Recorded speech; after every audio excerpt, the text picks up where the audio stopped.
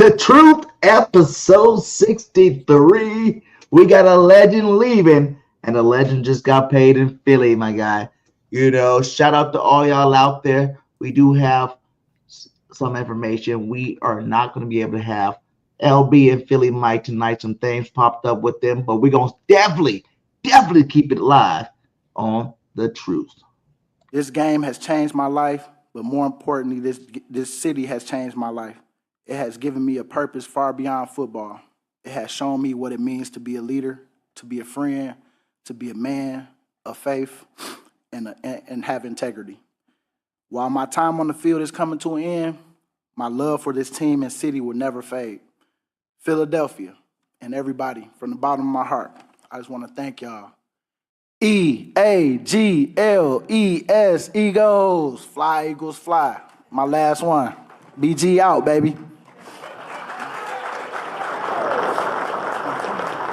Going on, everybody, man, and welcome to the very first episode of The Truth, where not all Eagle fans agree on everything, and this is definitely the spot where this shit about to go down. Oh yeah, able, oh yeah, I'm stable, oh yeah, no label, oh yeah, you know me, I have only the best, I'm lonely, but damn, I'm going. This is how we started this, because of you. We started this. I'm trying to listen to your fantasy that you living in right now. Always talking about everything no one can prove it otherwise. BS! I'll be number one, working hella hard until I get just what I want, yeah. Rises like the sun, yeah, fatal like a gun. I was pretty close last year thinking, we could have easily won those 3 games. I gotta get through it, and the only thing I know is to love what I'm doing. Never give up, never slow till I find. Look, we lost. Never listen to the no's, I just wanna keep moving. Yeah, I put it out as hard, it's my only medicine, yeah. Everything I do, I'm just being genuine, yeah. I'm sick of being screwed, feel my own adrenaline, yeah. I do just what I do, and I hope you let me in, yeah.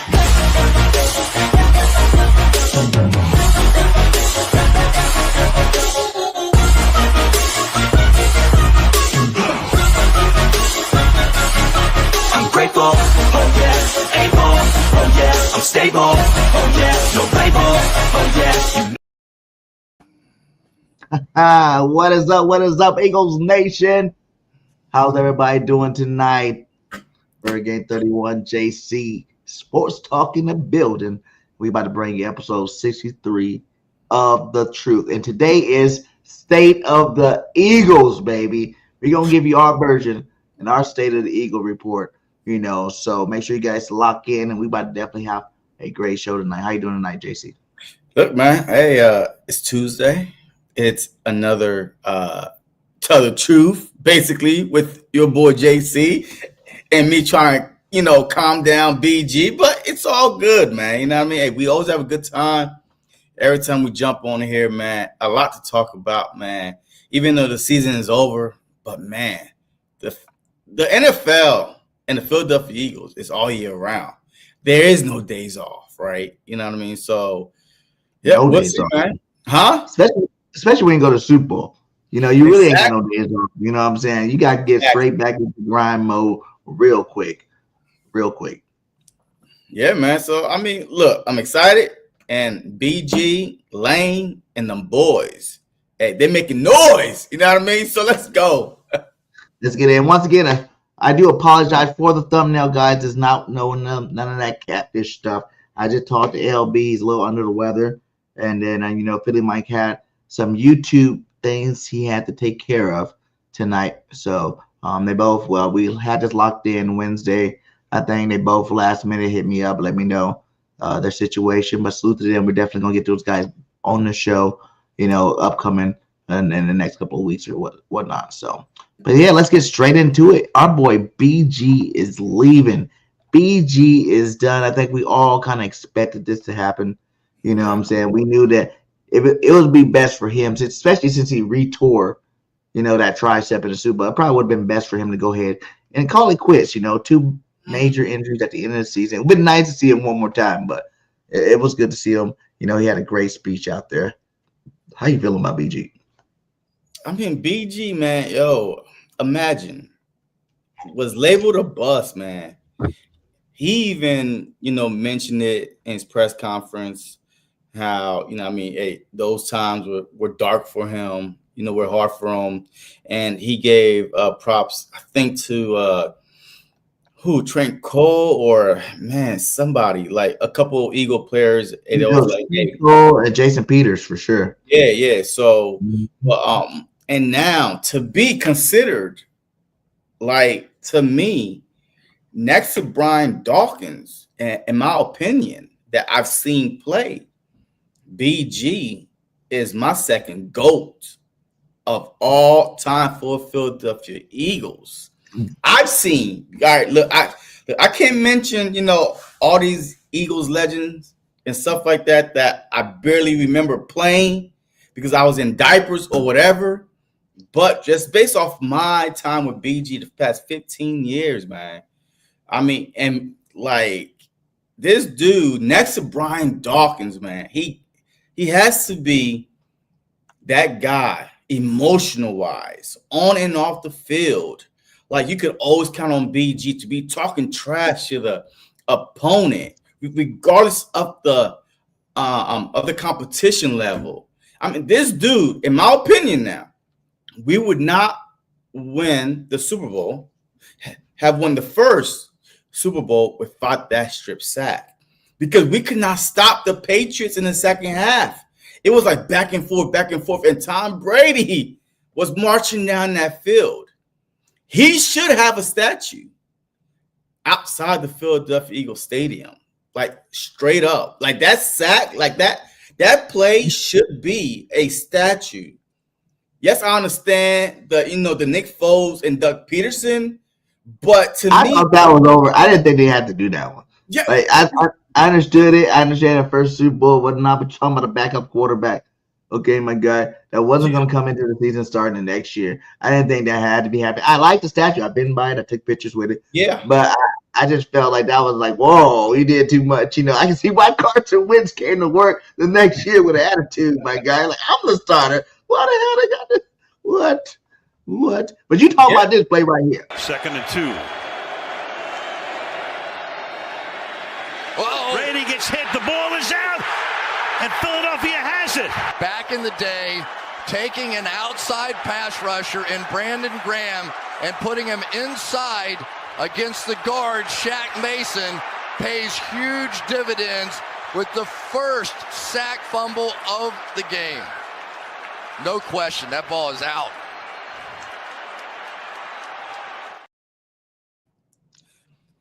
Yeah, so if y'all saw the clock right there, is a fourth quarter, 2:12 remaining when that strip sack happened. We was only up by 5.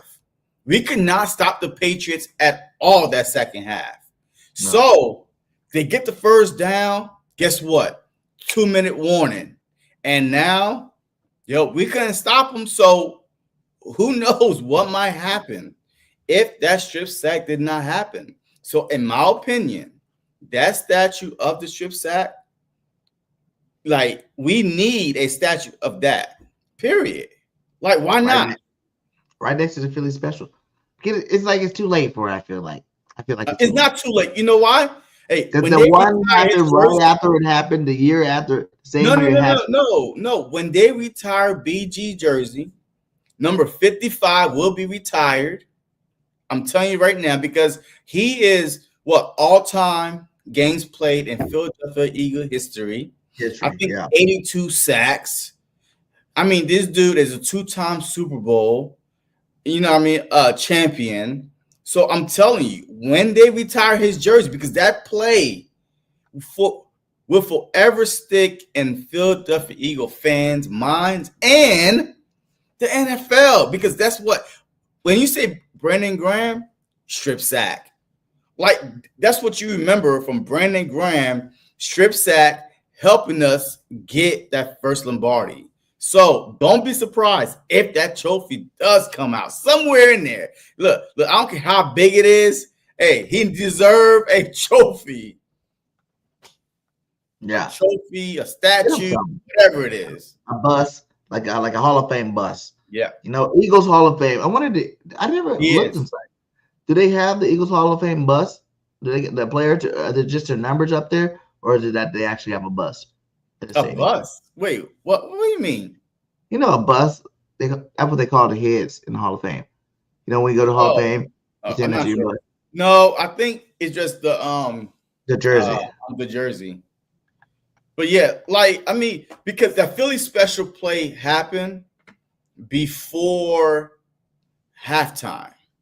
That was before halftime. It wasn't in the fourth quarter. It was going into halftime. Like we were like, you know, we was at the inside the 5-yard line. You know, I thought that we was gonna kick a field goal, right? But no, that play right there was significant because it told the Patriots, we came here to win. We are not about to play with y'all. Hey, we're not scared of y'all. So I could see how that play was as big as they made it, but the strip sack, right there, 12 remaining in the fourth quarter when you can't stop Tom Brady. This dude had over 500 yards offense, and you can't stop him. That one stop. Imagine we got that one stop 2 years ago. We are 3-time Super Bowl champs, man. So if that one stop 2 years ago, Two times. Yeah. Like we would have been 3 times, not 1, not 2, but 3. But we could not get a stop. So that stop was big. So to me, he is my second favorite Eagle of all time, even over Jason Kelce. I'm sorry to say because he okay. Give me your Mount Rushmore. Hey, before you do that, let's salute some people up in here, man. We got some people. He said, Texas Eagle, what's up, my guy? He was like, statue of the strip sacks. Tough. You like it. You like it. He go, we in Dynasty, bro, getting younger, better, longer. Facts. Oh, we definitely going to hit on that. We definitely going to talk about that. Daniel, what's up? We got Philly Girl 117 say, hey, champs, go Birds. Guess we are the champs. We are the champs for sure. We are the champions. We got Facebook Love with Dirk Mason. He said, what a season. NFL never is on the same page with us. Exactly. We're going to talk about that too. Because I got something to say about still hearing hers hate, Eagles hate in general. I'm going to say something a little bit later in the show about that, but we definitely got to talk about that one too. He says, Weezy the dreaded Eagle. He says, go Birds regardless, baby. Regardless of what happens, baby. Nina's in the building. What's up, Nina? How's things going with you? Go hit that like. Go hit that subscribe and comment. What's up, girl? Salute to you. Fly Eagles Fly. Diamond Crew Podcast. Go Birds. D. Aldridge with his Fly Eagles Fly. That's what's up. Another Facebook lover. Dan Hood with this fire emoji. We got Go Birds. We got E Money in the building. Says Go Birds with 100 birds. And then we got E Wing 609. What's up, my guy? It says, yo, what's up? Yeah, so we got James Wolf in the building. What's up, nephew? How you doing today?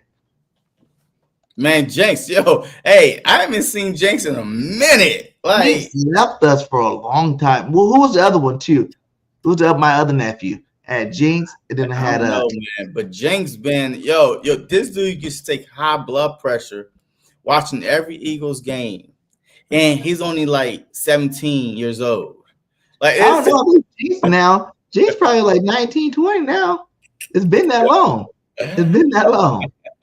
He like 19, 20 now. Jason left us for a while, James. James, where you been? How old are you now? Are you 27 years old? Has it been that long? Texas Eagle says, okay, so that's what I was going to ask you anyways. Give me your Mount Rushmore, Philadelphia. You know, because I want to do one differently. It's fresh. Mount Rushmore for Texas Eagle says Reggie White, Dawkins, BG, Kelsey, and Randall Cunningham. If I had to pick 5, whoo. Yeah, I can't even argue. I can't argue at all because it's everybody's personal opinions. Don't hate me right now. I'm gonna change this up a little bit. Okay, I'm gonna change it a little bit. Okay, go ahead. I'm gonna change Reggie White out with Jalen Hurts. Oh, He hell is. no. No, I am. No, that's me. That's me right Stop. now. Jay Hurts is my best quarterback in Eagle history. Okay, so yeah, But he's still playing though. He's still playing. Randall out. None of those people are. No, look, he's still playing, so you can't even add no active player. You can't add an active player to Mount Rushmore, bro. You can't. But he is. You can't add an active player to the Mount Rushmore. Okay, let me change it up then. Hold on. You can't. And plus, he's not there yet. So that's cap. Okay, I'll change it. I'll change it one more time. Okay. Here we go. All right. Go ahead. I'll have to change out Reggie White. I don't know why I keep going after White so much. I think I didn't see that much of him before he went to the back. I didn't see that much of Randall Cunningham. Like, honestly. I watched that. He the one got me started watching the Eagles, so I can't hate on Randall. Yo, Reggie White or Randall. Like, I didn't see that much of them. Like, really, like knowing football. I haven't seen that much of them. I'm gonna change Reggie White out and put. It's like really tough because I like both of these cats. I like Brandon Westford so much. Like he was my guy. But I gotta put Hell Shady. No. Shady is in there for the Mount Rushmore. Nah, he's out. He be talking shit about the Eagles too much. I know he be talking shit. He's out. I know he do. Nope, you can't. It's his job though. It's his job. You know he probably get paid more. He gets paid more when he talks crap about the Eagles. Okay, all right. Okay, BG. Would you sell your ass for money? I'm not shady, okay?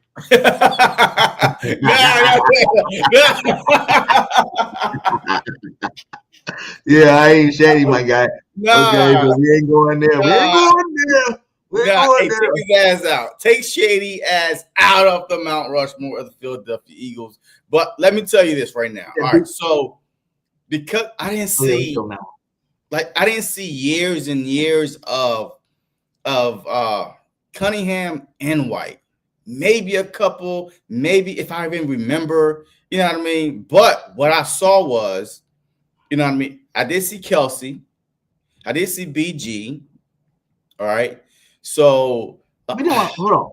Can you really say that? Because I'm thinking about it right now. As much and as legendary as Kelsey is, I really like a couple other linemen. More hell than him. No. Who? Jason Peters. But he wasn't the anchor. Awesome. He was the best left tackle in a long time we ever had. Are you going? Like JPP was an awesome lineman. Another one, John Ryan. We watched a lot of Ryan. Ryan did really good for a long time. Hey. Like Kelsey's our best center, but we had a lot of great offensive linemen too before. See, to me, like to be on the Mount Rushmore, what was your impact on the Philadelphia Eagles? Kelsey was an undersized center, right? Probably one of the smallest center in the NFL. Like, wasn't even considered that good. A sixth round pick, a draft pick at that.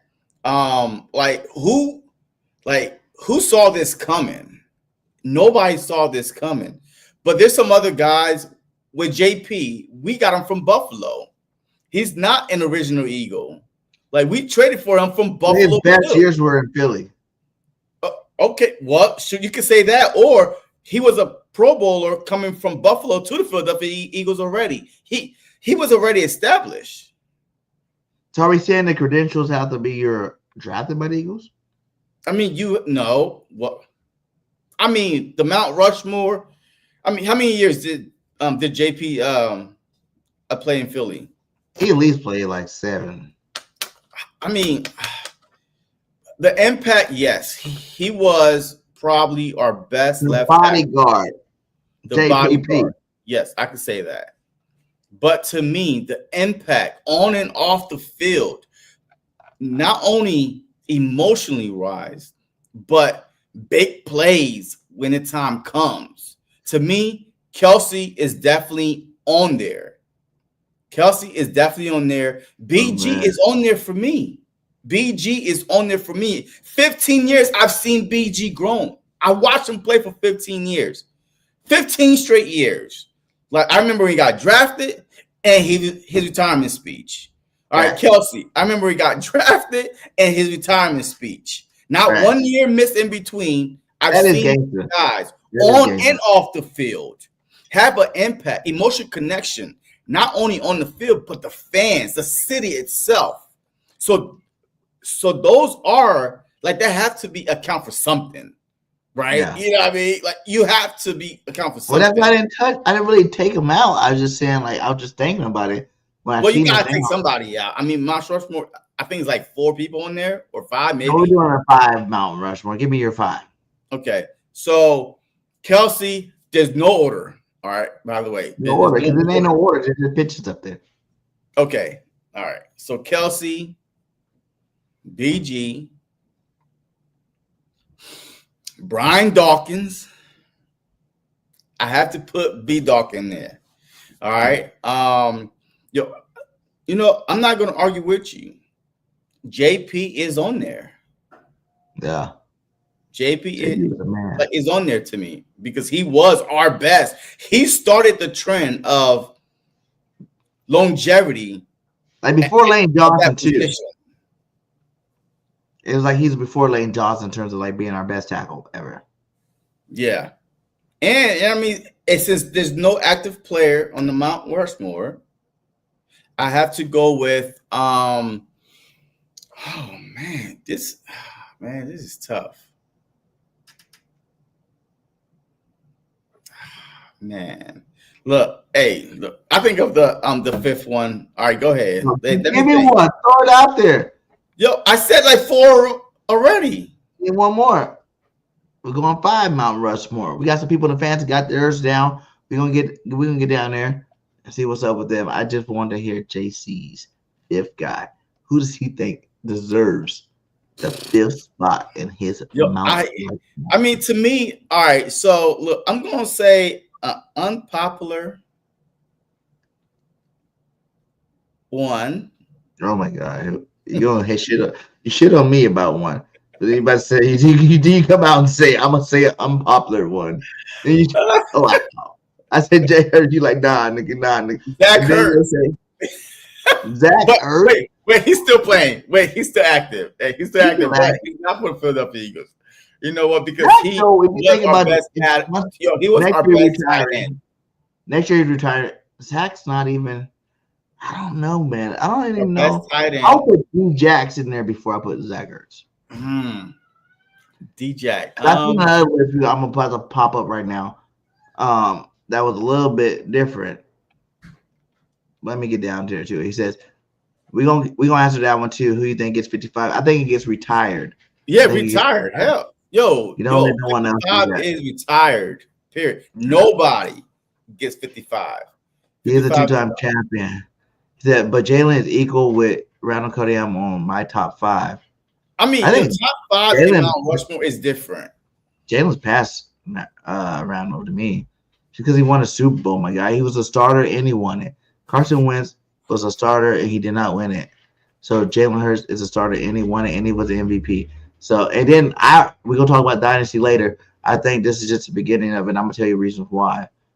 He said I'll be 21 in July. I told you it's been a while. Jinx, you a hater because you ain't even been here supporting the bros. You know, we're on episode 63. And I think before 3 episodes ago, because you came at the last 3, before 3 episodes ago, it was probably like episode 1.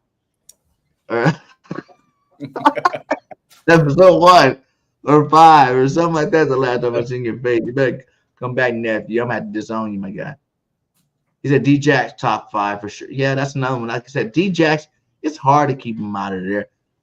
He left too, though. I don't know. He didn't really leave. I mean, top 5 in Mount Rushmore is different, though, right? If we're doing top 5, I mean, to me, the Mount Rushmore criteria, just like the Hall of Fame, right? Like a team Hall of Fame versus, the National Football Hall of Fame. The criteria are different. I know it's 4. Like we just changed up to 5. Yo, why are you lagging right now? Hey, you lagging. Yo, you are lagging right now. I am? Yeah. Like I can hear your voice before I see your mouth moving. It looks clear to me. I don't know what's going on. Okay, well, you back, I think. Eagles champ says, go. But listen, let's talk about this though. Hold on. Because everybody throwing BG in there, right? And listen, and I love BG. I'm BG. He BG. We both BGs. Okay.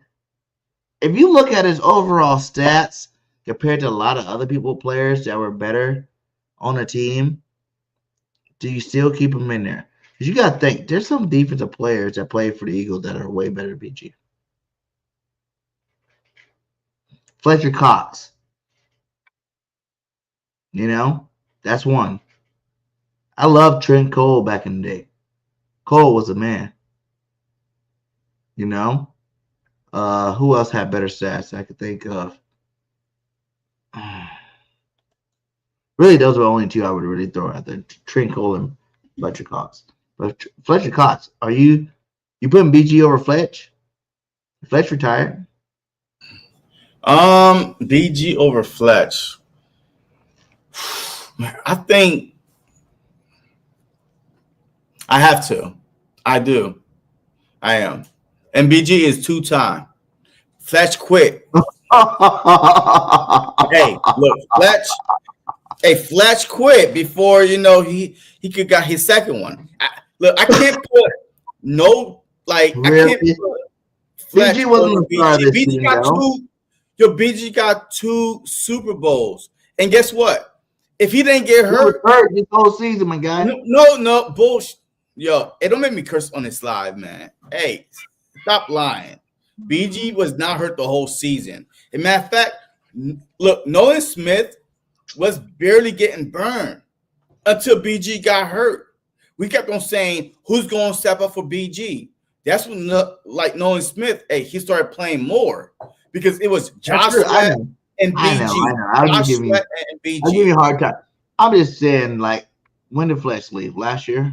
Look, I'm not going to be biased. Look, I got to put Shady in there because of his, his stats and everything. Yeah. So I'm I'm in my feelings because he be talking trash about the Eagles. He's selling his ass for some money, but he's going to keep it a buck and just he's taking the Donovan McNabb approach. He's taking the Donovan McNabb approach.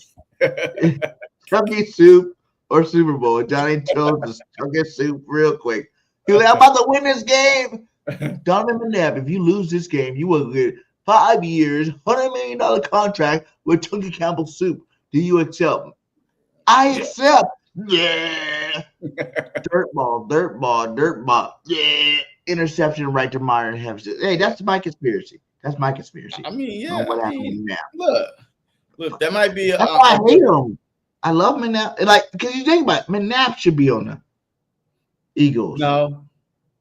5 NFC championship games, my guy. That means you are a 5-time loser, my guy. We don't celebrate losers, man. Come on now. He did it with nothing, though.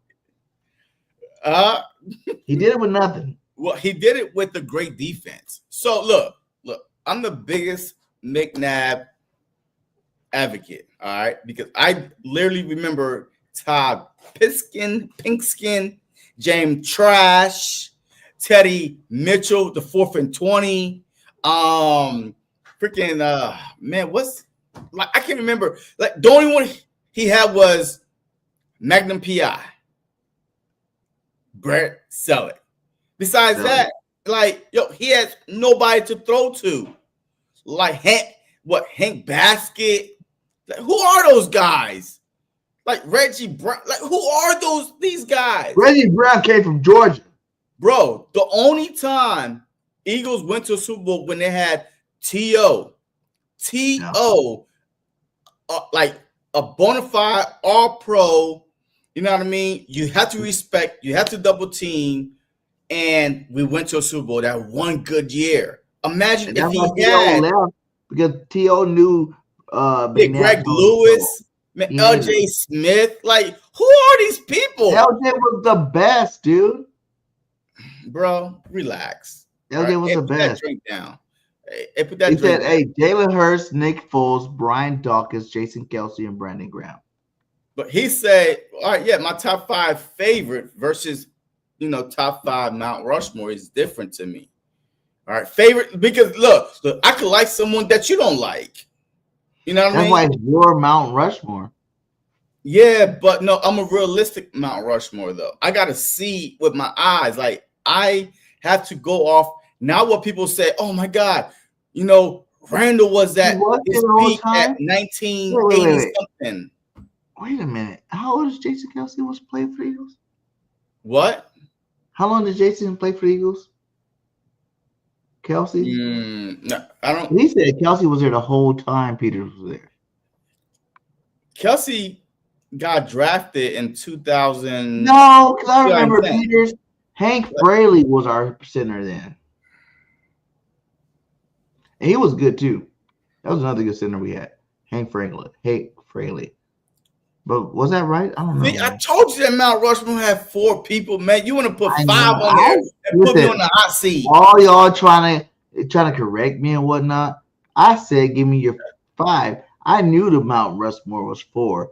I said give me 5, okay? Give me 5. Who cares what the real Mount Rushmore? This is a new edition Mount Rushmore.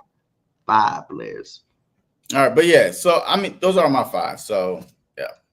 He said, my football, I won against Eagles because I was Kansas City Chiefs team. Okay, cool, dude. I mean, that's a Chiefs fan. Yeah. Jalen hasn't finished yet, but he's already tied with Randall on top 5 list. I think I've seen that before. Yeah, like I think Jalen's the best quarterback. If you had to do, well, I guess if you had to do that, that'd be something you want to say. We can't even do that either. We can't do that either. A Mount Rushmore for quarterbacks for the Eagles. That's 4. Now go Jalen Hurts is on there. Randall Cunningham's on. I mean, yeah. Well, that's obvious, man. Everybody is going Donovan to make McNabb is Hurts 3. Cunningham. And Michael, Nick Foles because he won the Super Bowl. Yeah, Nick Foles because he won a Super Bowl. Yeah, that's easy. But look, those are my favorites, my Mount Rushmore. So look, it is what it is. Oh, this is another one right here too. He's not. That was my next question right now. Is Brandon Graham a goddamn Hall of Famer? Shoot. What was that linebacker? It's Seth Warner in the Hall of Fame. BG, you there? Hey, your internet is lagging, man. Hey, you got that Temu internet going on over there? The team is it lagging? Yo, like it's like lagging, fuzzing out, and like this is Temu. Like, yo, are you being hacked over there, man? Oh, I see it now. I'm sorry about that, guys. Damn. Let me see if I. All right. Anyway, so what was the question? All right. So you said what? Oh, look, Brandon Graham. Even though he's a 2-time Super Bowl champ, I don't think he got enough All-Pros. He's 2-time second-team All-Pro, never first-team All-Pro. So that means that he was never the best in his position his whole 15 years. All right, so 15 years, 206 gameplay.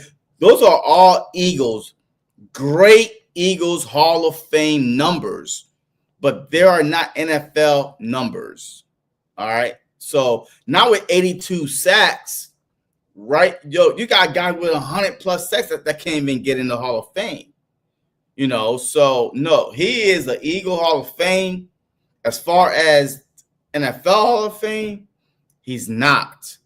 Unless they was like, okay, hey, the criteria is no first team All Pro, under 100 sacks. Yo, you have to lower the criteria for him to get into. Why you got cap on him? I mean, you do, but look, I got cap on him. But he started late though, right? The first few years of his career, he was considered a bust. So imagine if he had popped off from the jump, maybe he probably would at least have one first team All Pro, right? But I mean, he's not. He's not. Adam, he's not an NFL Hall of Famer. Seth Joyner, is not even in the Hall of Fame, bro. This dude was I one of the. I mean, you Trotter, but Seth was better than Trotter. Like his stats overall. And I think that, like he was getting numbers before stats was being recorded. That's what hurts his numbers also. So, but no, he's definitely an Eagles Hall of Fame. But as far as NFL, that's a long stretch. Oh, absolutely. I mean, first ballot. Matter of fact, he is. He might even get it this you. offseason. This offseason, he might come back as a Hall of Famer. But his story, though, his story to come, because all these Philadelphia Eagle legends that we love, they did not go through what BG went through. Getting called a bus. I mean, getting called all types of names. I mean, they even drafted that Smith guy to replace him that year. Marcus Smith to replace Brandon Graham. You know what I mean? So that's how far he came. This dude was so close to not even being a Philadelphia Eagle no more. But Andy Reid, he talked about it. Andy Reid said, you deserve to be on this team, and kept them on this team. And Brandon Graham was born, right? So, yeah. Yeah, but salute to you, BG, man. You took up all the damn show talking about you. And you definitely... Yeah, let's move on. You're Eagles Hall of Fame. You're Eagles Hall of Famer, but you're definitely not a Hall of Famer. I hate saying I don't even think that Eli Manning is a Hall of Famer. So, look, I mean, Eli Manning is not a Hall of Famer to me. But he's on the list. He's definitely, he was on the list this past one. He don't even deserve to be on the list. This dude had 2 great throws. 2 great. In the whole Super Bowl. He had 2 great throws. He won 2 Super Bowls. Don't hate him. Okay. This dude was trash. He played in the NFC East. I know. At one point, interception touchdown was like this. He was 500. He threw you a touchdown, an interception, he's coming. That's why we dominated the Giants the way we did, because of Eli Manning. So in my opinion, he's not a Hall of Famer because of his brother, his name, and the Super Bowls, right? I guess the 2 Super Bowls. But this dude record, stats all across the board, doesn't scream Hall of Famer at all. But because of his name and the 2 Super Bowls, boom, there he is. So, yeah, I'm not being hard on BG, but the Hall of Fame is either you either have to be the best of the best to get in there. The best punter, the best kicker, right? You know what I mean? You can't just let everybody in. Akers? Because there's some guys that's their stats was not even being counted for. Like Seth, his stats wasn't being counted for before they start counting stats. So he's being shortchanged. So Eli Smith that won the Super Bowl against the Chargers in Texas, he would not be. I'm telling you, he's not. He made 2 great throws. Two. The helmet. Matter of fact, the helmet catch was a blind throw. He escaped the pocket, and he just That's like this. What's so magical about it? He didn't even see where he was throwing it. The catch was more impressive than the throw both times. That's what makes it so catch. tight. So, but he's going. He's a Manning. He's going to be in there eventually. He just wasn't first ballot, or second, or third. I think he's going to be like a 4th or 5th. He better be a 4th or 5th. 5th ballot Hall of Fame. Yeah, I mean no, but the problem is, you do have no. But look, Hall of Fame. Look, Hall of Fame is Hall of Fame. It doesn't matter how long it takes you to get in there. As long as you hate on him. I still think Randall Cunningham should be in the Hall of Fame. Okay. He changed the game of football when he did what he did. And I know it wasn't with the Eagles, but he had like one of the best offenses ever. He led one of the best offenses ever in football history. You know what I'm saying? Like, I know it wasn't with the Eagles, but he still changed the game as Was an Eagle. stats being counted then? I Yeah, mean, I think they were. but that's the thing, man. Like, like I don't know when this whole sack stacks came and all this passing yards, all this stuff came, but stats wasn't always counted as now. So a lot of these guys that played, in the Seth Joyner era are probably getting shortchanged. Like it was like, well, boom, yeah. It is what it is. But hey, let's move on, man. Hey, we got a couple more topics, man. We have 40 minutes in already. And tomorrow is not Saturday, it is Wednesday. All right. All right. So our next topic will be the legend that got Bird. Extension for our boy Lane, paid the Lane Johnson. He got what, $8 million more over the next 2 years, $30 million more guaranteed. You know what I'm saying? That's basically going to put him here to 2027, which I think by then, after we win 2 more Super Bowls, he'd probably retire at that point. How do you feel about it? Because he wasn't the only one. We restructured him, Saquon, as well. So, but let's talk about Lane Johnson, the pillar. I mean, Lane Johnson, look, every year is the annual Lane Johnson extension. Every year. It's like, is Lane going to get extended this year? Or, in matter of fact, no. Every year is a Lane Johnson restructure. Every year. It's almost guaranteed that the Philadelphia Eagles is going to go to Lane Johnson and say, hey, brother, it will give you more money right now if we could, restructure your contract and push it further on. So this is not, unexpected, but it takes trust. It takes, honesty. It takes like, hey, look, I trust that you're going to take care of me. So I'm going to do that for the organization. All right. So Lane Johnson is a first class act, right? He always going to do, but hey, look, let's not act like he's getting a pay cut here.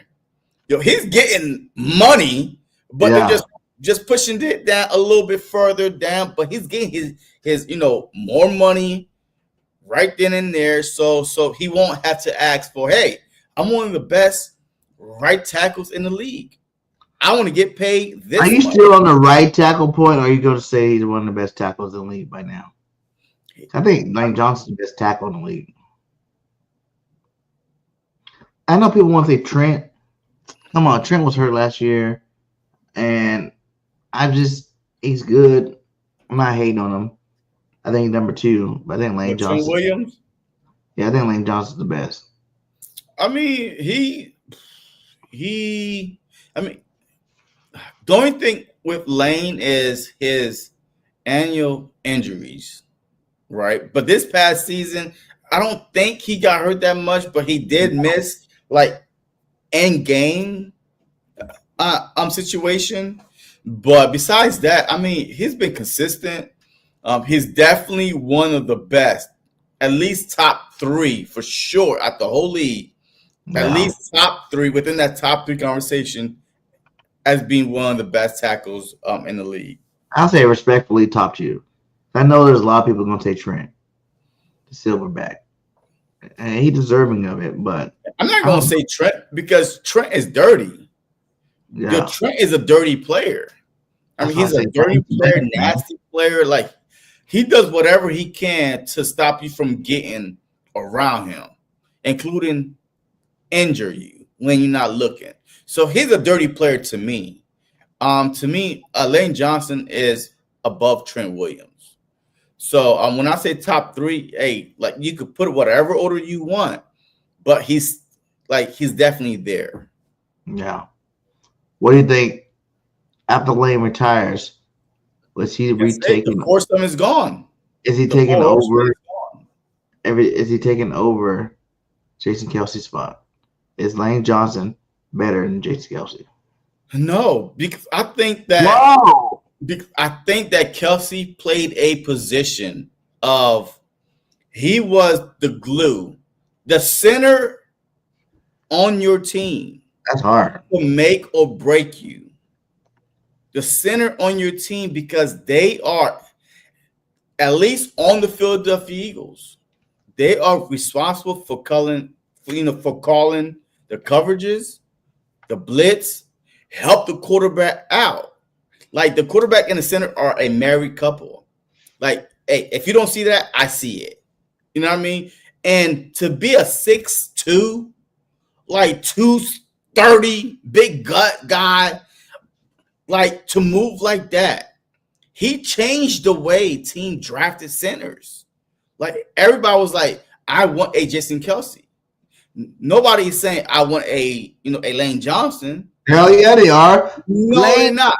Lane throws camps where every top tackle in the league goes to. I'm not saying. The reason why I'm saying that is because he was undersized. Don't say that, Lane. Damn it.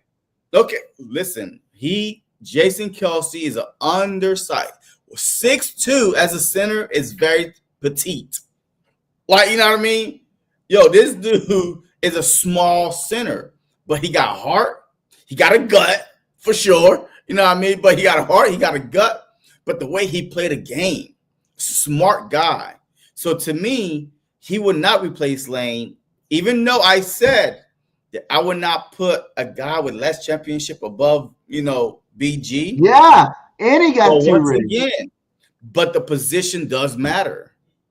The position matters to me, and Jason Kelce on and off the field never got suspended, by the way. Remember, Lane did get suspended for PED. Oh, we forgot that. Really? Yeah. Really? Oh, yeah. You're celebrating him. You're gonna bring him. I mean, no, and he gets hurt almost every year. So there's a reason why we said, hey, Lane Johnson is going to get hurt at least 2-3 games every year. Why is that? Because it happens. A little shady in JC. No, ain't no shade. Yo, I tell the truth. You didn't have to bring that out. That he had for PED, goddamn. The truth is right here for a reason, above me, because I tell the truth, right? I'm not in my feelings or nothing like that. So, but Kelce to me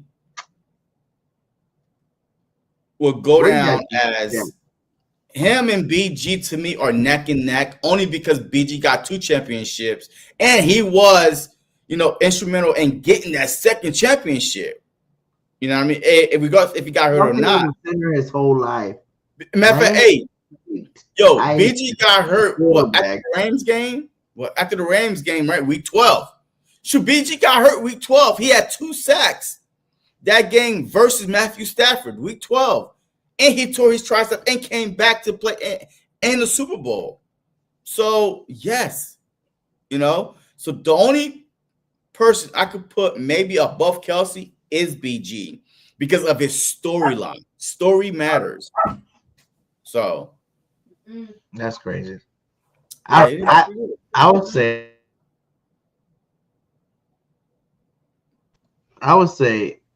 Lane Johnson is bigger than Kelce. But why though? Right. And don't tell me he's been one of the best right tackles on the Eagles. No. Why?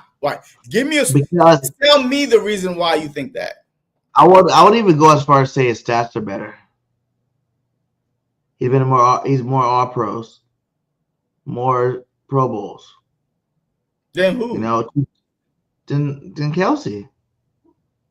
Kelce, remember, it took a while before they actually, even Kelce was good, but it took a while before he started racking in those Pro Bowls. How many games have the Eagles played without Kelce before he retired versus without Lane while he was playing? Go ahead. What is that? How many games have the Eagles played without Jason Kelce versus Lane Johnson? I help you out. Mainly 0. Because even Kelce even went in to start a last game of the season to keep his streak alive. Lane Johnson is averaging, besides this past year, like 5 years before, at least 2-3 games a year missing. So you can't tell me that. But who has a longer career? What do you? Hey, just because okay, Just because LeBron James is playing 7 more years doesn't mean that he's greater than Michael Jordan. No, he's not. So yes, you I'm just are saying for a team like being a dominating player. Games for me. They're both when they play for us dominating, right? If one plays longer, has more credentials, that would be the reason why I would give the nod to Lane Johnson. I mean, you can. Hey, like Eagles champ said, he can win another one. Lane Johnson. Oh, all right. Well, until then, I'm not going to put him above Jason Kelce. Jason Kelce never missed a game. He never did. I remember that. Yeah. He played 13 seasons. Never missed a game from the starting. Lane Johnson, we were saying, well, let's prepare for Lane Johnson to miss 2-3 games. Let's draft a right tackle. Let's draft a right tackle. If Lane Johnson missed, hey, let's keep Mekhi Becton in. And let's resign Mekhi Becton so he can replace Lane Johnson. So no, I don't want to hear that. You know what I mean? So to me, but go ahead. Let's keep it moving, man. We got some free agency signing. Right, the Philadelphia Eagles have signed what? 9 players and 127 $1 million contracts. What? Huh? So we just signed 127 $1 million contracts. No, we haven't. Not that many, but not all right, the Eagles have signed 1 year contracts. I meant to say not $1 million contracts. All right, so this is where I was going with that before you rudely interrupt me. The Eagles have signed 9 players, 9 external players, including Patrick Johnson. He was playing for the Giants, but he came back to the Eagles, so that's external. And it all is worth less than Josh Sweat and your contract. 9 external players that are and could be Pro Bowlers. Hey, we about to see what Vic Fangio could do, but the Philadelphia Eagles have gotten deeper this offseason. 9 players than Josh Sweat would cost them annually. I think all 9 players, you were correct. Like a lot of them are 1 year, 1 year, 1 year, 1 million, 1 million. Like the most I think is Azeez Ojulari, like $4 million a year. Yeah. Like a 1 year. But everybody has like 1.4, 1.2, this and that. So we are averaging under maybe $12 million for 9 players that were starting, or at least 5 of them were starters on other teams. We got them on the Philadelphia Eagles. So how do you think the Philadelphia Eagles offseason is going so far, with that being said? I'll give it a B-. B-, okay. Because none of these cats, like, everybody's hyped up, Ojulari and his Uche, you know what I'm saying? Like, I'm cool with it. Like, to be honest, I'm really hoping that Nolan and Jalis Hunt be the stars of that defensive line next year. You know what I'm saying? I think it's their time to shine. I think it's their time to do their thing. And both of these guys, don't get me wrong, both of these cats, they're coming in with promise. One from the Chiefs are really consistent. He's had a 11.5 sack year already. A couple years ago. Yeah, a couple years ago. Yeah, with the Patriots. With the Patriots. He was with the Patriots last, and the other one, a former Georgia Bulldog, and also another player we stole from the Giants. And players that we get from the Giants seem to play better, on the Eagles, with Saquon Barkley doing his thing. And another guy, I think no one really talked about is Adoree Jackson. He's an Eagle now, and he was a former USC Trojan, my guy. I watched him in college. I love Adoree. I wanted to draft him. If you guys go back, y'all see I wanted to draft him. But he's like 30 years old. We wanted to sign him before the Giants did. Remember? Yeah, I remember that. And I think I don't even think he's going to start either, to be honest with you, though. Who? Jackson. I want him to, but I don't think he's going to. I think it's Ringo's season. It's Ringo's job. It's going to be competition, man. Hey, look. Hey, names doesn't matter. You know what I mean? Hey, whatever Vic says, hey, we're gonna go with that. But Ojulari, on the other hand, I do feel like can really have a game break. I think they say he's like 25 years old. 24 years old, my brother. This dude is 24 years old. He's also a former Georgia Bulldog, won those championships with those guys. So he's very familiar with the star players we already have on our team. And I think those are two players that I will take a good look at, you know what I'm saying, going into this season that I think can make a really big impact in their first year with us. And that's him, Ojulari, and Seen, because we're going to talk about it in a little bit, you know, the replacement. I think we kind of talked about it last week. Replacement at safety, Seen from Georgia. I think those are two guys that, you know, they're going to embrace the Georgia movement. For some reason, the Philadelphia Eagles are taking every player that was on the back-to-back Georgia Bulldog defense. You know what I'm saying? Like, they somehow getting them on a team now, and they like the way that those champions won, and they're getting these players on here. You know what I'm saying? I even hear rumors for Javon Walker, and then there was another Georgia Bulldog, too, that just talking about maybe picking up. But, like, we got him, Ojulari. He was on the Giants. He was putting up at least, 6 to 10 sacks a season. Well, you know? all right. So, hey, let me read you his stats real quick. So he got drafted by the Giants in 2020, whatever. His 2021 season, all right, which was his first season with the Giants, 8 sacks. Then the next year, 2022, 5.5 sacks. Then 2023, 2.5 sacks. But last year, 2024, he got 6 sacks. But so in 4 years in the NFL, he got 22 sacks.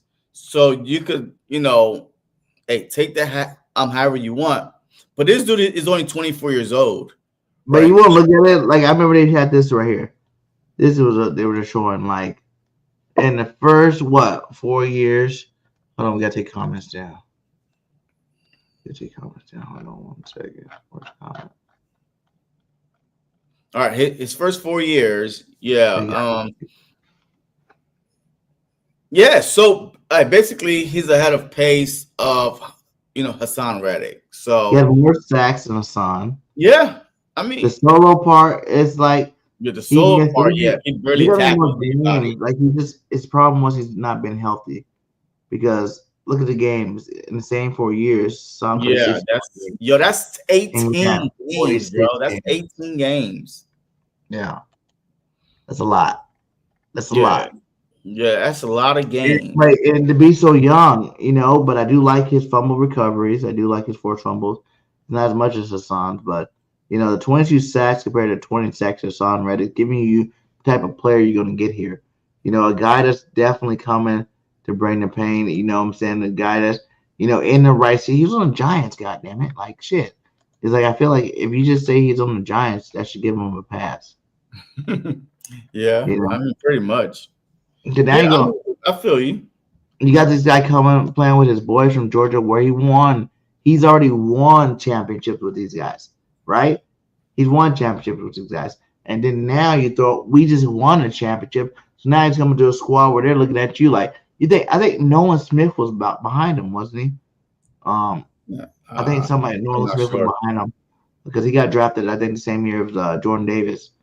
And Nolan Smith was behind this guy. That's what Nolan Smith became this guy. But now Nolan Smith is a champion, the big dog on that D-line. He's going to come play with his boy.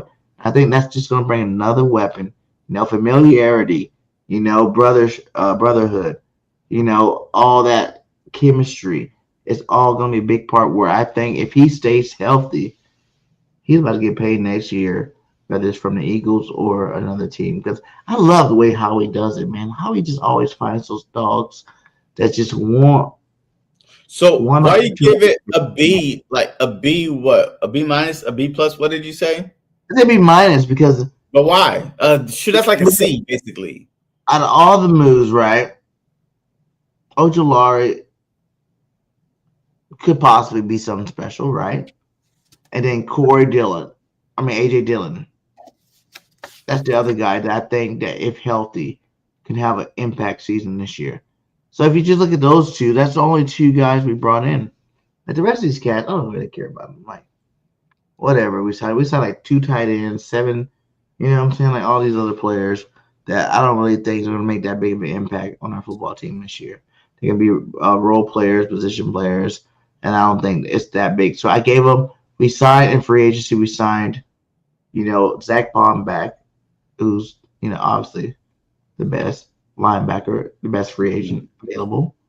And then we signed Ojulari just now. And then I really like that AJ Dillon signing. I think those are 3. So it's not an A, but a B minus is good because, the rest of the players got to show me what they got. But I mean, look, I disagree. I feel like the Philadelphia Eagles have an outstanding. Oh, Dory Jackson too. Dory Jackson. Okay, so I give him a solid B. I forgot about Dory. So since he's from USC, I'm just gonna go ahead and give him a solid B. Well, look, the Philadelphia Eagles. Look, if I told you that Howie Roseman could get 9 players, and the total amount would be under $12 million for 9 players that could possibly make an impact on your team. So he got a long snapper. So what was our long snapper name? Durnball or something like that. No, our long snapper that we John Durnball or something like that. Yeah, I mean, was he or was it? He's with us for so long. He's been our long snapper. All right. So he's probably not going to come back. That position. But I think they fumbled that one because this guy is 34 years old, right? And they pay him $4 million, whatever it was. But as far as the youth, the oldest guy was 34, but look, 26, 27, 26, 29, 26, 26, 26, 24. Like that goes along with the Philadelphia Eagles team right now. A lot of youth, speed, motivated, to prove themselves, trying to get a contract, but to get starters. Adoree Jackson was a great player with the Tennessee Titans. We all wanted him on the Philadelphia Eagles, I think before we got Bradbury, just a few years ago. Like we wanted him, like Adoree, right? This dude was that good, right? And then AJ Dillon, yes, Gainwell, we kind of knew that, okay, that's Gainwell. But AJ Dillon is a proven big back. Yes. And now we got, Barkley, Dillon, and Shipley. That's an upgrade. Yes. At the running back position. We got him for cheap. And then you got Uche and Ojulari. Yo, those 2 guys right there. Mm-hmm. Yo, depend how you use them. Rotation-wise.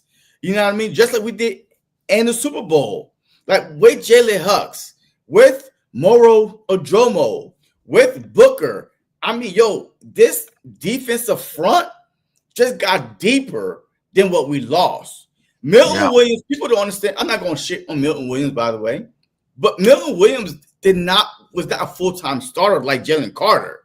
This dude was coming in and out, right? You know what I mean? So it wasn't like he started dominating, blah, blah, blah. No. And beginning of the season, he wasn't a starter. Jordan Davis was. So for him to make $26 million off of Jalen Carter's back, and we said, oh, my God, we lost Milton Williams. Thank God we lost Milton Williams. That's $26 annually. Annual $26 million. He's not worth it on the Philadelphia Eagles. But, hey, someone trash. Might be the highest paid Patriot ever. We just could not afford him or Josh Sweat. Those 2 contracts would have been a bad contract for the Philadelphia Eagles, Milton Williams, and Josh Sweat to give them that kind of money. Patriot contract ever for defense line. Yeah. That's crazy. That's crazy to me. So with that being said, with looking ahead to next offseason, 2 offseasons from now, to shed those, contracts, like to get rid of them. And now you have these young bulls, with the Jalen Carter, the Davis. We don't know how Jordan Davis is going to pan out this upcoming season, right? No Kobe Dean. Who knows? He might be able to just stay healthy. His last year on the team. Rango, his last year on the team coming up. You know what I mean? Like, these guys wasn't first round pick. So there is no 5th year option. So Howie Roseman is looking ahead, just shedding these contracts, but going out, getting hungry guys, starting guys, proven guys to come in and say, hey, we won a Super Bowl. Hey, maybe you could help us repeat. And everybody want to go to a champion, because they already seen it. We've been there, done that. And now you could jump on the bandwagon, help us get back there, and we got the rest. So it's an A off season for me, but that's just me. I think it'll be, but it's good. But you need these guys to pan through. Like, you need AJ Dillon not to get hurt again. Okay. You know, he came off of a neck injury that was really bad. It took him out the whole season. You know what I'm saying? Like, remember what happened with Jordan Howard and the Stingers? That's what he started to go through. But this one took him out the whole year. So I don't want it to be like one of them Penny things where you're like, oh man, Penny coming to the team, he's gonna be that power back that we're looking for. And then you get in there, he never plays. You know? You got AJ Dillon that obviously is better than Penny was. I think 2 years ago, like, I remember Aaron Jones went out and AJ Dillon like took over for the Packers, and he was running really good that year. Yeah. But Penny, hey, we got him midway through the season, or right before the trade deadline, or like at the tail end of training camp. So, and plus we wasn't running the ball like we are now. So now this Eagle team identity is running the ball. And Dillon, he's a powerful back, just like Barkley. So basically, when he comes in there, you don't really lose a lot as far as, physical wise. You know what I mean? Ground and pound, goal line, all that good stuff. Yes, the offense is going to change a little bit, but now the Eagles say, hey, we won the Super Bowl running the ball. And now we got Dillon, Barkley, and Shipley. Hey, let's try to see if we could kind of duplicate it, but then, you're throwing your little sprinkles and passing, screen games, exotic plays, you know what I mean? But, hey, if it ain't broken, don't fix it. And they knew that Gainwell wanted a bigger role. They could not afford Gainwell. Hey, why not just grab a guy? Yes, the stingers in the neck is a scary thing. A strong possibility, but at the same time, what you got to lose? Shoot, just go back and pick up another running back that's waiting to get a phone call and say, hey, come on. Or why don't you draft one, right? We got a lot of draft picks coming up. Why not draft one? Maybe because we have no need right now that we got to press. Besides safety, that I feel like that, I don't feel like press safety either. I think safety's good. I already told you why, though. Seeing coming over. Just that whole Georgia connection going to make him work harder this offseason. He's going to see he already know what it is to be a champion. He was, part of the championship team in Georgia. He already know what it is to, play with champions. And he's playing with most of those same champions on his football team who's going to push him to become better. Think about all of them. All the Georgia Bulldogs push each other to the next level. All of them have. Jalen Carter first year wasn't that sweet, but last year dominating. You know what I'm saying? Like, these guys are getting pushed. Jordan Davis took 2 years. But last year, especially towards the end of the playoffs, he started to show some stuff. You know what I'm saying? 2 games back-to-back with sacks. Like, he's starting to show his worth. I know he didn't play nothing but, 30% of the snaps, 40% of the snaps. But I think this year is going to be that year where he comes out and shows up and shows out. Yeah, and year, man. And take to that next level because it's a contract year, too. Yeah, and everybody likes to show out in that contract year. So, and then, like I said, but I think people really forget, dude. I think it's going to be Brown, man. It's his job to lose. City's a good player. His rookie year, he showed up and showed out. That 100-yard interception return back for a touchdown. He's a very athletic player. I just knew since he didn't play in the beginning of the season, he wasn't there for OTAs. He wasn't there for all. He get hurt a lot too, though, man. But he did get hurt a lot. He just got hurt.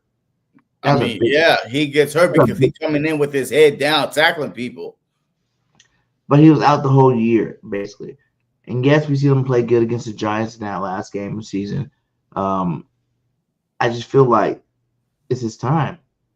It's your time to shine or not. I You mean, know what I'm look, saying? hey, look, all these guys that was on the Eagles roster this past season is going to get an opportunity before any newcomer. Agree? Yes or no? Okay. So now, just like Vic Fangio, Except for he's Ojulari. seen stuff Ojulari had the chance to actually to who? to jump over Jalix. No, he does not, because Jalix, when given the opportunity, he played showed good. up. And then in the Super Bowl, he had a sack.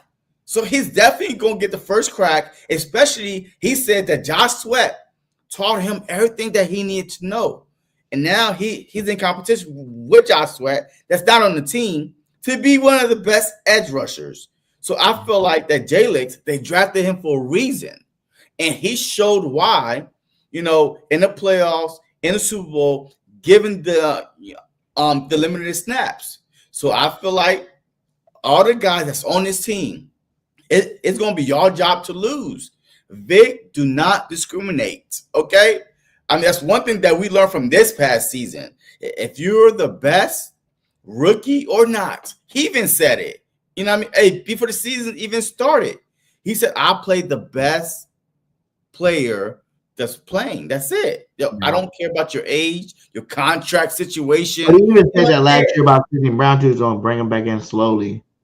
But then you got guys like Blankenship and CJGJ playing that. Yeah, I mean, yeah. You don't get to get on the field. You know what I'm saying? That's what I'm saying. Like he played really good. He stayed healthy the rest of the year. You gave him a year to really heal that knee injury, and I think this year, if he's hitting it like he needs to do this offseason, he should be our starting safety because he bring that same kind of intensity that CJ bring. And I think another reason why we let go of CJ, I didn't say this last week, was when CJ brought that energy that first Super Bowl run that we lost, he was on the team. He was that guy to bring that energy. He was like the only guy on the team.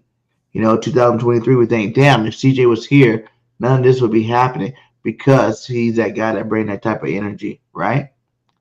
Last year, we won a Super Bowl with CJ, bringing that type of energy, but guess what? The year before last, we started drafting these Georgia Bulldogs. And these Georgia Bulldogs bring another energy too. You know what I'm saying? They bring their own energy. They don't need and they're all on defense, which is, what's so awesome about it is they're all on defense. And these guys, like, they don't need no CJ to, pump them up for games, get them ready or bring that kind of energy. They bring their own kind of physicality, energy themselves. And then when you got a guy like, Sidney Brown jumping back there, I think it's gonna be great, man. I think it'll be Sidney Brown and Blankenship next year at safeties. Seeing if he can beat him out, which is not a bad thing. It's definitely a good thing. Because Seam was another Georgia Bulldog that was good. And I know he's gonna be working out with his Georgia Bulldogs this offseason, trying to do it. And hell, there's a whole nother Georgia Bulldog safety starts everybody wants us to go draft. You know what I'm saying? Like what happened to how we get his hands on that one. So we'll see what happens with the draft. But as of right now, it's definitely Sidney Brown's job to lose for sure. What's the most needed need right now on the Philadelphia Eagles? Like, what is who? Tight end. I mean, I love Grant Calcaterra. Like, to be honest, last year Grant showed me some things that I didn't think he really had in him. To be honest, like is that even a need though? Is that even a need with AJ Brown, with Devontae, with Barkley, with Dylan, with Jalen Hurts, with Jahan Dotson? Like, is that tight end really a need like that? No, it's not. Listen, it's not a need till it is. You know what I'm saying? I believe you. Like, listen, I'm full belief right now. That's the only reason why they're really getting rid of Dallas Goedert is they realize like that's not a need no more. You know what I'm saying? Like he's great. He helped us win a Super Bowl, but that position in terms of being productive in this offense is 4th, 5th best. You got Saquon running the ball, you got AJ Brown, Smitty, and then you got your tight end production. And I really think this year, instead of that tight end production, they're gonna get the ball to Jahan Dotson. I think this year is going to be the year you see a third receiver be the third ranked receiver on the team It's not going to be your tight end. It's going to be your third-ranked receiver. And I think this is going to be the year you really get the ball to Jahan Dotson. And he actually has some, good stats this year. I'm not saying he's going to lead the team in anything, but he's going to have a better stats than he did last year, because he kind of woken that last 2 games of the season with the backups. And then we seen him score a touchdown in Green Bay. You see him in the Super Bowl. Also, the game plan opened up too. We saw how Kellen Moore, like the exotic, play calling came out versus the Commanders, right? Where the tight end was being used more. What? Screens and like just quick routes and boom. Your Goddard woke up because he started being used more because the playbook expanded more. So I'm hoping that our OC probably just took some of those plays from Kellen Moore and said, hey, man, let me use them, because those plays right there, I'm telling you, the offense looked so much spread open, like in the NFC Championship game and the Super Bowl. And that's why you saw how wide the margin was of victory. Yeah, you seen him. He was wide open those games. Mm-hmm. He was making catches. He was wide open. And I thought Jahan, I thought Jahan was going to have a big role earlier in the season as well, just because he is that talented of a player. He's a talented football player. And I think, like you said, he waited his time. He got a Super Bowl now. I do think now, took those 2 games, and now Jalen Hurts trusts him. And, Jalen Hurts went to him throughout the playoffs, and he lived up to it. He did what he had to do. I think going into this season, they're going to probably try to find some ways, because you always got to find ways to get other players involved, especially when you got the A.J. Brown and Devontae Smith out there. Those guys are going to take up most of your attention no matter what. You know what I'm saying? Like, no matter what, those guys are going to take your attention. So you need to find weapons to help ease that up. I think those 2 things right there, Jahan Dotson development, and then also A.J. Dillon coming to this offense, are going to help out this offense dramatically next year. All right, so Greg Miller, hey, I love all the signings, but I really love the A.J. Dillon and Ozzy Ojulari signing. All right, so your 2 favorites was where? Like who again? Mine? Yeah, who was your 2 favorites? AJ and Adoree. Adoree Jackson? Yeah, even though he might not be the starter, I just love Adoree Jackson because I watched him throughout play all the college football. He's from my favorite college. And I always wanted him on the Eagles. So when I play Madden next season, it will say Adoree Jackson at cornerback. And I'm like, yeah. All right. So, hey, look, I'm going to tell you, my 2, man, Uche and Ojulari. Because I'm telling you. Guys, I will say, and I love Sweaty. I love Sweaty. But he's replaceable. He's replaceable for sure. I miss this. Yeah. Now we look. We can do it. No, but I think like this though. If he would have stayed on the team, he would still be good. You know what I'm saying? I feel like he's gotten better every year in the NFL, and last year was no different. He got better. That's what got him paid. But at the end of the day, is he better than both of those guys individually? Yes. Is he better than both of those guys combined? Maybe not. Like the price. I mean, or even individually. Like we don't know exactly because he's had better years. Okay, he had what? Let me see. What are you talking about? Back for Josh Sweat last season was let me see. His stats. He had 8 sacks. 8 sacks playing on a loaded. But don't talk about the front. The playoff sacks. No, because that's not fair. So wait, hold on. Because now if you look at Ozzy, your last year was 6.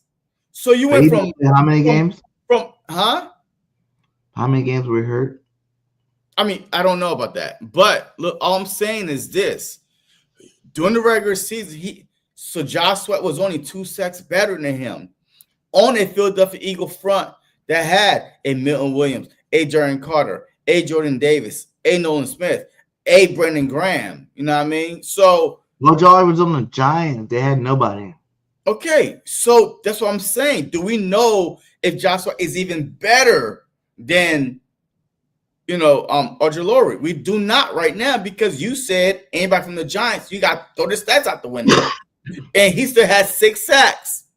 You know what I mean? So, no. But the reason why those are my 2 favorite signings is because I believe you need to have fresh bodies, young, fresh, proven, hungry bodies to rotate on that defensive line, because even if your secondary is a little suspect, but that front, you saw it a couple years ago, a few years ago when we went to the Super Bowl, how that dominant that front was getting to the quarterback, and we did not even have close to a secondary like we have now.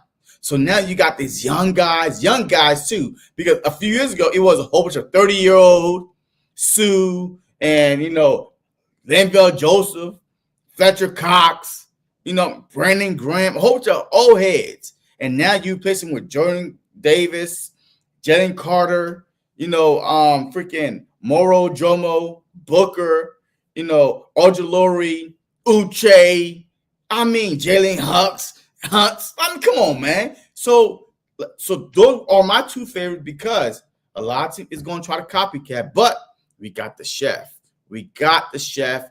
Second year in the system, and now all you're doing is plugging a couple guys, and now you got the rest of the guys saying, hey, this is what you got to do. Hey, you know what I mean? Now, they're not learning no new system. This system is about to probably go up a little bit. The intensity is about to go up a little bit, because now, hey, you ain't got to take your time saying, okay, hey, we got to learn this new defense. No. Next defense, next step. So this is what I'm saying. And they threw these guys in. Better. I did like to see how we didn't pick up Warren Burks. Like, he's only gonna make his little money over there, do his thing for better play. And I think it's Trotter time. And I remember I was listening to Tone today. He said something really interesting. I was like Nakobe Dean's gonna be out start of the season. You know what I'm saying? Like, he's gonna be out maybe training camp, maybe the first game. And first couple of games, maybe even, if you want to let him heal all the way. What if Trotter Jr. comes in there and balls out? It's Nakobe Dean's year 2 coming up, where you got to re-sign him and keep him off, right? Okay. It could be Trotter season, man. Because if he plays good through those games, you're not going to take him out. And then what happens to Nakobe Dean? We've already seen Vic do that. So, he don't care about contracts. He don't care about your name, your contract, your status. Hey, the best player plays. Yeah, we know that. No, so I'm just saying, like, that could be another starting linebacker we don't even see right now. That's coming in and going to start for this defense. So, like I said, I already say repeat. You know what I'm saying? Like, that's where I'm at. I don't think we need to get anybody, to be honest, this year. You re-sign Zach Vaughn. Okay. We re-signed Saquon. I didn't even think that was necessary. But that was very respectful, since he didn't get the all-time rushing record. You go ahead and pay him now and get it out of the way. I thought that was good too. But, this team has all the replacements. I'm interested to see what we do in the draft this year. I really think tight ends are only number 1. And I'm hearing things about the tight end right now saying that the Eagles are looking to trade for Kyle Pitts. Come on, man. Hey, like, until I hear a credible source, man, has some BS. BS. I'm calling it again. BS. But how would you feel about it? Look, I'm not going to go into, Go into it. That's the whole point. Like, go into it. I think Kyle Pitts. Look, to me, it doesn't matter, because we don't utilize that tight end like that anyway. I think we got Kyle Pitts, we would. We got, okay. Falcons. But the problem is this: the more weapons you have, the more drama you're going to create on this offense. Period. Which brings to my next thing is, you get a young guy like Kyle Pitts, you add him to this offense, because I really think AJ only got 2 years left with us. Okay. Then he's gone. I was going to make some moves and ship him out. While Devontae becomes the lead guy, you still got Kyle Pitts. Maybe Dobson, if he has a great year or two, next couple of years. So you got to look at the future. The Eagles like to look into the future. And if you're not getting a guy like Kyle Pitts, you're drafting one of these guys first round. And I don't know. I don't see a Bowers in the draft right now. Look, hey, Kyle Pitts, hey, you got to pay him. He's up for a pay. Yeah, but he ain't this shit. 600 yards. 600 yards the last 2 years, 300 the year No, before. he's a first round pick. You're not paying But him. He's the not going to only year he had first round stats was the first year. It doesn't see like that's not how people think. That's not how people think. He's a first round pick. So he's not gonna want no 600. Nah, like he's gonna say, I never got the an opportunity. And let's just say we do trade for him. And then he does go. We got him for a year. If we trade for him, that's the problem. The problem is this. On his rookie contract, it'd be less than Dallas Goedert. The problem is this. $10 million right now. The problem is this. We don't need to be one of the top 3 highest pay in every position. Right now, we kind of are. Like receiver, running back, line, quarterback. Come on now. Like, we don't need to be that. The money is not going to add up. That's why Howie got rid of all these people or could not re-sign these people because he's thinking ahead. So a Kyle Pitts, he goes out and ball out. First round, a top 10, top 5 draft pick, and then he goes out and ball out. He's going to want more. And then what is it going to cost for us to trade for him? It's going to cost us some draft picks. You can shake your head all you want. I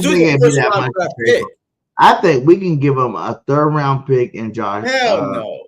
And what's the boy name? Huff and a 3rd round pick. I promise you. Okay. We can get a. Come on, a tight end only gets 600 yards a season. Bro, I'm telling you. And I know what you're saying. Later on, he would cost us money, but how he's going to later on next year, next season? It's not later on. Or we win another Super Bowl, you let him walk and get paid. Howie is notorious for getting these guys for 1 year to ball out and go get paid. Yeah, I don't see because we have too many young guys that needs to get paid. Next year, every year we have some guys that are going to set the market. Every year, including coming up this offseason, right? You know what I mean? Let me see. Next offseason with Davis, with Carter, with Q, with Cooper. I mean, with Rango go out and ball out this, this season. He gonna want to get paid.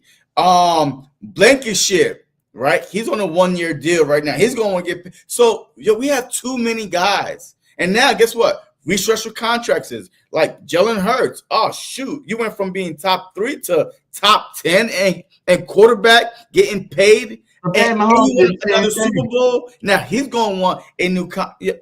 It's gonna be too much, and that's how we say. All the restructures are saving you money.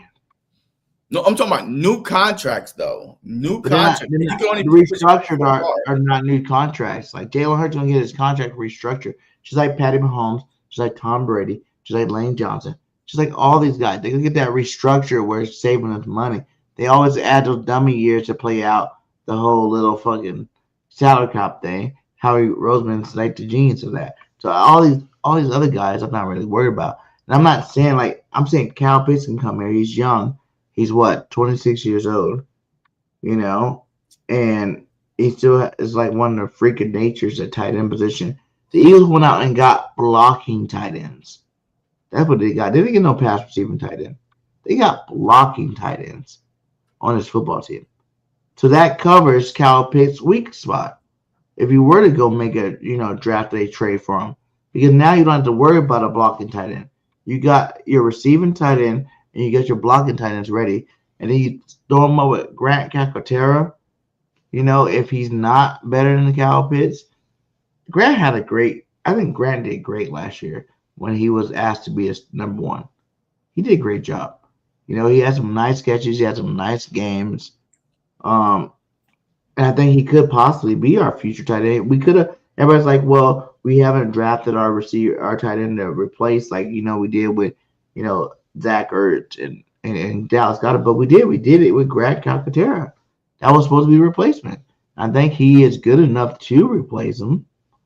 But if you can upgrade to a Cal Pitts, my guy, in this offense, whew, I think Cal Pitts is Atlanta. Well, according to you, hey, a tight end that's averaging 600, no, now it's like add him to this offense. Woo! Okay, so that's the same way the Falcons is looking at it.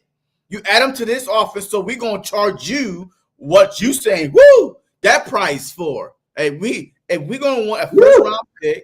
You know what I mean? Hey, we're gonna want a first round pick. So, hey, how you feeling?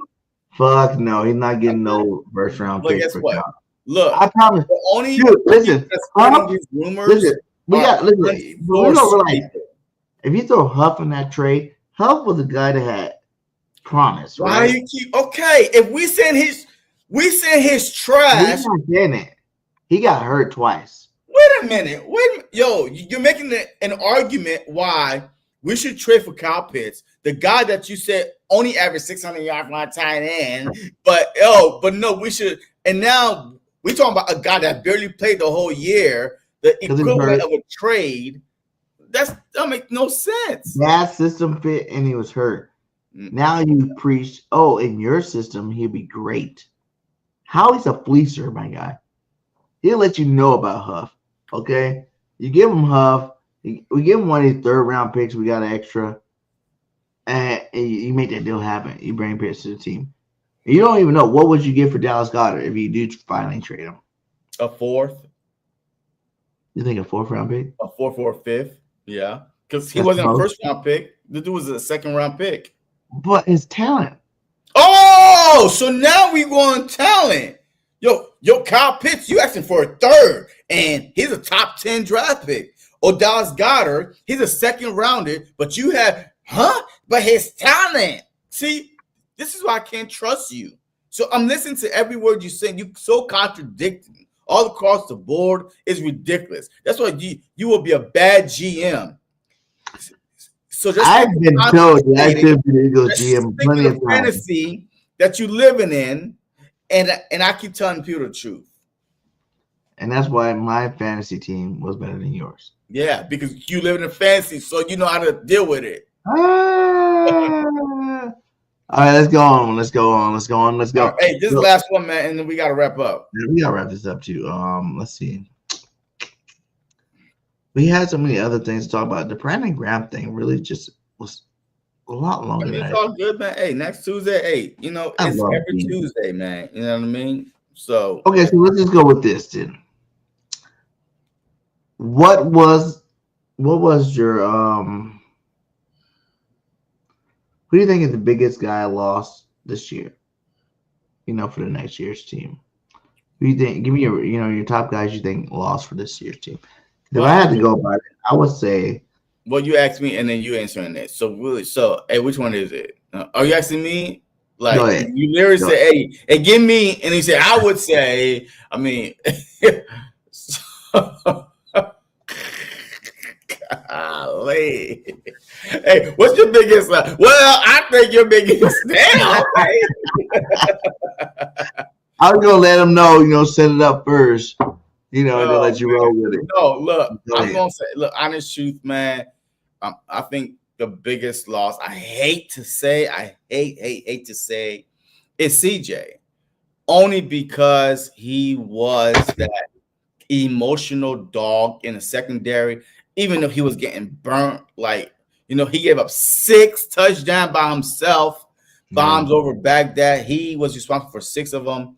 But still, passion, man. Just like BG, you know what I mean? On and off the field, you feel that passion. You always feel like you got a chance with Brandon Graham on the field because he makes you say, hey, we're going to win it. We down by 34-0. It's 2 minutes left in the fourth quarter. We still got a chance. And damn one hell, we ain't got no chance because all the starters are on the bench. It's 34-0 now, 2 minutes. But BG will tell you we still got a chance. So Chauncey Gardner, to me, man, you know what I mean? Even though he wasn't that great as a cover safety, but the emotional, B-Dog, Malcolm Jenkins, Brandon Graham, you can't put a price on that. regardless how bad things are, when he got kicked out the Commanders game, you saw it. We lost. So hopefully these young bulls, learn enough around him for this year, that they could carry the torch. If not, then we're going to end up the same situation we was 2 years ago, 10-1, and then no heart. But I don't think we're the same team. We built different this year.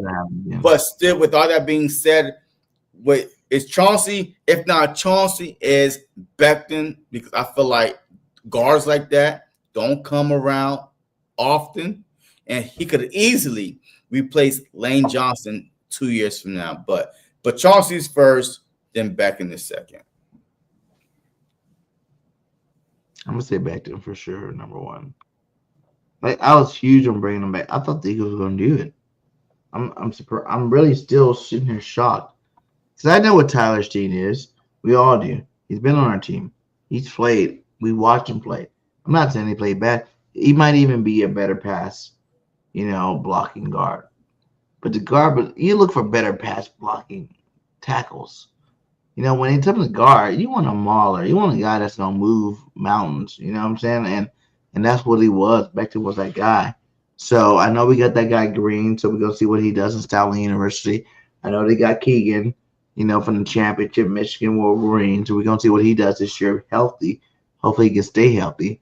But I'm still gonna say Becton, man. I'm really sad we never repicked him up. I was one of the guys I really wanted to bring him back. Because they paid him 2 years. $20 million, $10 million a year. We could have did that. I mean, hey, look, maybe money is a little bit tighter than we think. Just maybe, because how we could have done that deal, you are correct. But maybe he's saying, damn, Milton Williams just messed up my whole game plan. Shoot, that was Jalen Carter money. Eric Stingley just messed up my whole game plan. That was, yeah. So, yes. So all these guys are going to require a lot more money. And unfortunately, as good we think Howie is, but there is a limit to what he can do. So, and that's why I trust him now with the little moves that he's making, because he's seen the future. So if we trust Howie, we have to trust that he sees something that we don't see. Why we couldn't keep, a Rodgers for $5 million a year, whatever he got from the Vikings, right? Which was cheap. Those other ones, I'm not even gonna say that because I feel like all the other guys we lost were replaceable. Rodgers, but I'm saying, just based on the money wise that these guys receiving, besides, Williams and Sweat, even Slay, right? 1 year, $10 million, right? For the how many 10-year $1 million did we give Brandon Graham? You know what I'm saying? So maybe how we see something that we don't see, and he's preparing for it now. And the sooner you get ahead of it, the better off you'll be. And if you give young guys opportunity, because the league is getting faster and faster every year, and you need some young dogs on your team. So, yeah, I guess so. So, it is what it is, man. It is what it is. Do you think that we will get significant value for Huff or Dallas Goedert? Because they're both going to be gone. No, I think both guys are going to be fourth, fifth. I don't see it going higher than that. I honestly don't see it going higher than that, man. 4th or 5th round picks. Man, would you take a Dallas Goedert for Pitt swap? I mean, yes. Because of the salary wise, Dallas Goedert, I think he's going to account for $12 million in 2025. So yes, salary wise, yes. And Pitts is still on his rookie contract. So absolutely, but would an extension though? See, look, if I'm Howie, I'm extending Goddard, right? And then you could always trade him later on, after a year from extend him, create that, that cap space, and then just trade him later on. Or he might just stay healthy, have a Pro Bowl and become the next Brandon Graham, right? Hey, he was so close to getting rid of, and now guess what? He's playing at high level, the top 2 tight end because he's finally healthy all year long, Pro Bowl, All Pro at his position. Never know. So, but I mean, the likelihood that that happen is like Dean being healthy all year. Shit ain't happening. It ain't happening. I don't want Dallas back. I mean, he's still here. Yo, he's good when he's healthy. He's one of the best tight ends in the who would league. you rather have besides Dallas? Like Pitts, I would rather have Pitts than Dallas. But other than that, all these rookie tight ends, no, I'd rather have Dallas Goedert instead of any of these rookie tight ends to come in the team. You know? I mean, Jalen, like all that stuff. Like I don't know, man. Like I don't know. Do you think Grant Calcaterra could? Nope. He's not physical enough. Did you not watch him play? I did. He's not physical enough, like I said. He puts up yards and touchdowns. He's not physical enough. But that's why you went out and signed 2 tight ends that are physical. Because you know his weakness is. You have to think Zach Ertz, one of the best tight ends we've ever had in Eagles history. He's not a physical guy. You know, when we drafted Dallas Goedert, he's already a better pass blocker, you know, and run blocker than Zach Ertz ever could be. We drafted guys to do those jobs. You get Kyle Pitts coming in there and make it happen. Yeah. So, yeah, man. So, but anyways, yeah, he's not physical enough. So, but we'll see what happens. I think we're about like 51 days away from the draft, 50 days, whatever it is. So, we'll see. All right, before we get out of here, tell me, because you've seen the news, you know, the Bengals signed both of their guys, my guy. Just some outrageous contracts. You know, these guys are getting very paid. The Eagles, you know, signed our 2 big dogs, you know, a little early, so we saved $105 million on that deal. Who is the best dual tight end in the league? You got to pick one, my guy. Receivers. Our receivers? No, you said best dual tight end. The best dual receivers, you mean? Oh, you know what I meant. I mean, AJ and Devontae. I mean, those are the only 2 that got rings. And not only that, they got rings, but they are more consistent. Like year in. Jerome Chase are pretty damn consistent. Who? The T. Higgins and Chase are pretty damn consistent. No, there was not, because T. Higgins was hurt half the year, so no, he's not. So next, who else? Waddle, Tyreek. Waddle is he's injury prone. Next, Jefferson Addison from USC. No, Addison is not even like top 20 receiver in the league. Like, Mike I have Evans 19 receivers I could put ahead of Addison. Mike Evans and Godwin, both Pro Bowlers. Mike Evans, Godwin, his biggest problem is he can't stay healthy. Like, these guys are either injury prone, like not that good, like not better as a number 2 wide receiver than our number 2, which is a 1A, 1B. What do you think about the Rams do? Devontae Adams and Puka. Well, I mean, I haven't seen them together. Have you? I'm not going off of names. Why did you do that? Have you? Together? Like, you can't even say a cup for you know what I mean? Even for Cup and MBG. Yeah, like you can't even say that because they haven't played together. Chemistry matters. The potential the ability matters. The potential of it. No, I don't go off potential, man. I'm not in the business of potential. Show me what you got. I'll pay you off for that. Like, I'm not gonna say, well, I think y'all could be great, so I'm gonna pay you for being great. No. I've seen Devontae Smith and AJ Brown together for 3 seasons. They've been to 2 Super Bowls, my guy, in 3 seasons. So you think the Bengals they won 1? The Bengals GM got shafted. Absolutely. The Bengals are going to be ass. Their offense is this is the same offense that they had this season, that they were putting up numbers. Offense wasn't the problem. The problem was defense. Yeah. They couldn't stop nobody. They couldn't get no stop. And the best defensive player right now, and Hendricks, he might not even be on the team. Yeah. So, okay, you got offense. Congratulations. The Eagles' problem during that 10-1 season was our defense was last, 31, 30, like last trash ass. But our offense was top 5. We was putting up points, but we couldn't stop nobody. Yeah. So, and like the Bengals, to me, that owner got bullied by Joe Burrow. Like, you should have picked one or the other. You keep your edge, and then you load up that defense because that offense is going to be good.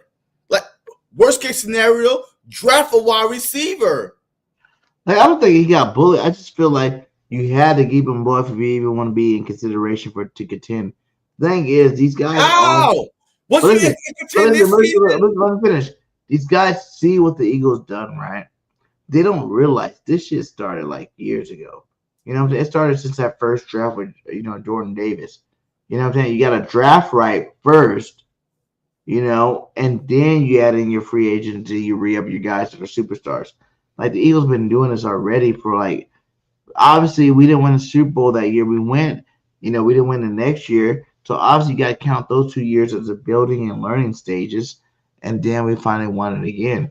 So I think that all these teams think that they can go in the offseason and do what the Eagles did in one offseason, and next thing you know, you're gonna be fucking Super Bowl champions or in that Super Bowl and in general.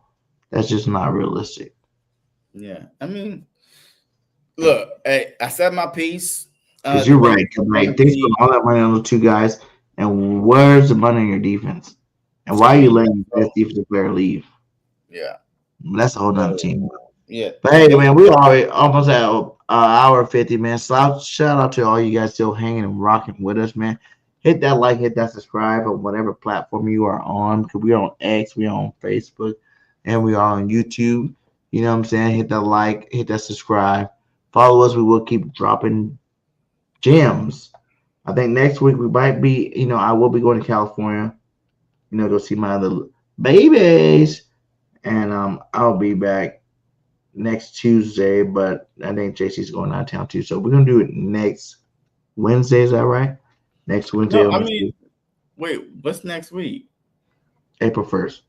No, it's not. Next Tuesday is April 1st. No, it's the 25th. It's the 25th. Okay. I mean, I'll be here, but you won't. Wait. I thought we talked about this. Oh, you're saying the first. Yeah. I'm saying the first. I won't be here the first. We probably could do a second. You know what? It's up in the air then. Because I'll get it there late early in the morning, so I can definitely probably still do a show, especially I'm gonna be out in the snow. It might be snowed in that night. So yeah. So look for our show to still be here next week. There'll be the following week. We might do the following Wednesday. So, but hey, man, final words. Let's hit it up. All right, let me go my final words first, because this is going out to all you Eagle haters, all you Jalen Hurts haters, all you mofos out there talking crap about my quarterback. He's MVP. Jalen Hurts is a stud. Did you guys not see him out with Michael Jordan and the Jordan brand? And I feel like the fact that he's been with GOATs after GOATs after GOATs, you see him with Peyton Manning, you see him with Tom Brady, you see him with Michael Jordan, you see him around these guys with the team that we have and the window that we have open for the championships. Jalen Hurts is going to do whatever he got to do. And Jalen Hurts is going to be the Tom Brady 2.0. You know what I'm saying? Like, he's going to win at least 3 with the Philadelphia Eagles. And he could win more moving forward, depending on how he can keep up what he's doing over a long period of time and no team catch up to him. Jalen Hurts is that quarterback. He could have threw all season long, but you best believe when he does throw the football, they're dimes. There's dimes. Like, even though some of those games, everybody's hating on the 200-yard games. If you look at those 200 yards, they were dimes when they need to come. Stop being my quarterback. He's the best quarterback in the NFL. All right. Kenny Man. freaking Hey, look, you said it all, man. Hey, I ain't got nothing, man. I got plenty more to say later on. So let's go. All right. Well, fly, and we out. Peace. Let's go. Going on, everybody, man. And